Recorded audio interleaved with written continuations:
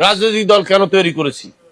সোজা হিসাব, কিন্তু নির্যাতিত হয়েছি, নির্যাতনের প্রতিবাদ করার জন্য। আমার ভয়েস কেন জানি মনে হচ্ছে ওই জায়গায় যাচ্ছে না। রাজনীতির প্লট মঞ্চ হচ্ছে আপনার ভয়েস ওখানে পাঠানোর জন্য।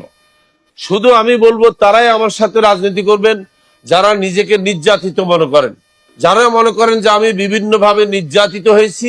ওয়েলকাম টু মাই প্ল্যাটফর্ম, আপনারা সবাই আমন্ত্রিত। আর যিনি নির্যাতিত হন নাই, ভুলও আপনি কোনোদিন রাজনীতিতে আইসেন না। রাজনীতি আপনার জন্য না যদি আপনি নির্যাতিত হয়ে না থাকেন। আর যারা মনে করেন আপনি কোনো না কোনো ভাবে নির্যাতিত হয়েছেন, সুবিচার পাচ্ছেন না, আমাদের কাছে আসেন। কারণ আমাদের রাজনীতির প্রথম শর্ত হচ্ছে সুবিচার, ন্যায় বিচার প্রতিষ্ঠা করা। এটা হলো প্রথম দফা।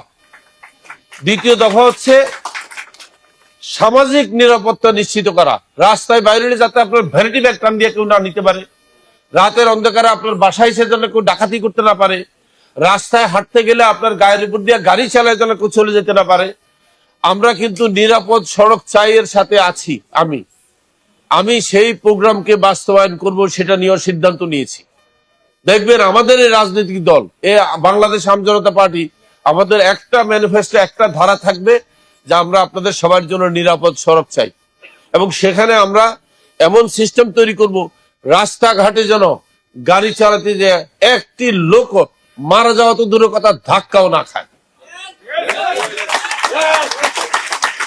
এরপর আসি নিরাপদ খাদ্য। খাদ্য খেয়ে মারা যায়, শুনেন নাই আপনি?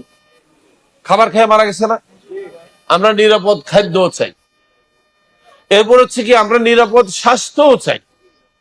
আপনি দেখেন না, হাসপাতালে গেলে বলে যে সিট খালি নাই, কোনো কথা শুনতে চাই না। আমার চিকিৎসা আমার জন্মগত অধিকার। আমরা সেই আপনার জন্মগত অধিকার প্রতিষ্ঠা করব আমজনতা বাংলাদেশ আমজনতা পার্টির মাধ্যমে। কারণ আপনার চিকিৎসার জন্য বিনা শর্তে হয়, কোনো কোশ্চেন ছাড়ার জন্য চিকিৎসা শুরু করে ডাক্তার। এটা যাতে বলতে না পারে যে আমাদের হাসপাতালে কি নাই, সিট নাই।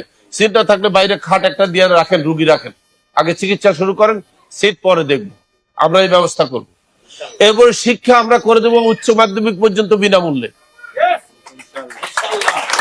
এরপরে সে পয়সা দিয়ে পড়ালেখা করবে গ্রাজুয়েশন।